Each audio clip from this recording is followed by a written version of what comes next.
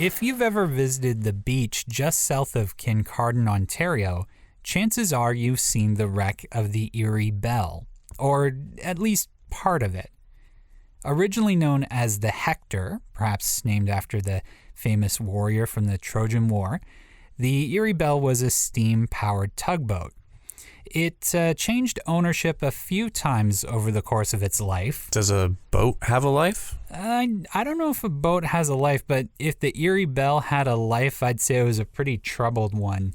You see, the Erie Belle was known to have sank a couple of times, and I'm no expert in sailor superstitions, but I'm pretty sure that renaming a boat is bad luck, and also, if a boat keeps sinking, maybe you should stop raising it and trying to use it and rename it. Yeah. So in November of 1883, the schooner J.N. Carter was heading to Kincardine with a load of timber. The weather wasn't great, and the J.N. Carter was blown off course, and it ended up getting stuck a few kilometers south of the port.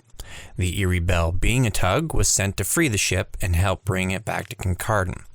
During this rescue, something went wrong with the boiler on the Erie Belle, and it ended up exploding. It destroyed the boat, killing 4 of its 12-man crew.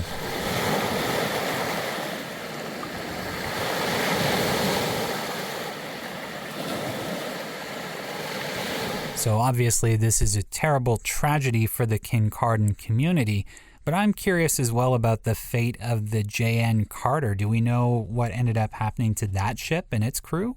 Yeah, so this happening in November, they actually ended up leaving the J.N. Carter there, stuck for the winter. They came back in the spring when the weather was more favorable and rescued it then. I see. So there's not a lot that actually still remains of the wreck of the Erie Belle. Most of the ship has been salvaged, so it's really just the ship's boiler that remains. And depending on the year and how high the water is, it may be a number of meters out in the water like it is here. Or it could be surrounded by sand, like these pictures from when we visited in 2008.